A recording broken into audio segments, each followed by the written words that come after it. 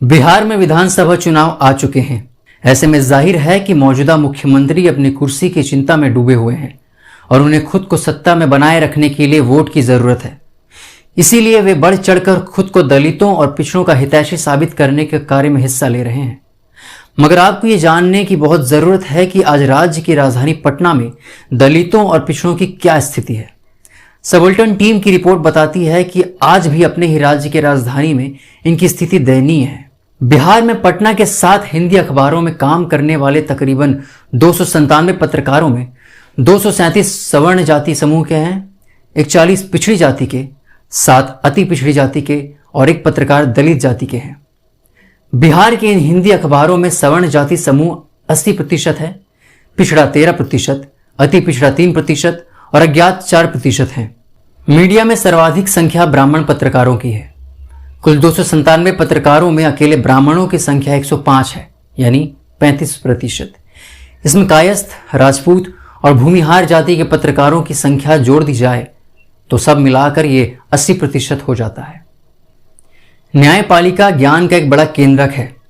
ये वो केंद्र है जिसका हर निर्णय आम आदमी हो या खास सबसे सीधा जुड़ता है। संप्रति पटना उच्च न्यायालय में स्वीकृत 47 न्यायाधीशों में मात्र 28 न्यायाधीश ही पद स्थापित हैं। शेष पद वर्षों से रिक्त हैं, जिसके प्रति ना तो केंद्र सरकार और न ही राज्य सरकार संजीदा है। इसकी कीमत बिहार की वो आम आवाम भुगत रही है जिसके असंख्य मुकदमे सालों से लंबित है। इन न्यायाधीशों में सवर्ण जाति की 21, पिछड़ी जाति समूह के 5 और अति पिछड़ी जाति के 2 न्यायाधीश हैं। इनका प्रतिशत देखा जाए तो अकेले सवर्ण जाति के 75% जज हैं, पिछड़ी जाति के 18% और अति पिछड़ी जाति के 7%। सवाल यह है कि आखिर क्यों बिहार में नरसंहारों के आरोपी एक एक करके छोड़ दिए जाते हैं। पटना विश्वविद्यालय के सभी 10 कॉलेजों की जो समग्र सूची है उसमें कुल 250 प्राध्यापक हैं। उसमें सवर्ण जाति समुदाय के अकेले 56% प्राध्यापक हैं, पिछड़ी जाति के 23%, अति पिछड़ी जाति के 12%, अनुसूचित जाति के 5% और अनुसूचित जनजाति के 4% अध्यापक हैं। मगध विश्वविद्यालय के कुल 8 कॉलेजों का सर्वे किया गया है। इन 8 कॉलेजों के प्रिंसिपल में सवर्ण जाति के 5 और पिछड़ी जाति के 3 प्रिंसिपल हैं। सवर्ण जातियों में भूमिहार जाति के 1, राजपूत के 2 और गैर हिंदू सवर्ण मुस्लिम सिख समूह के 2 प्रिंसिपल हैं।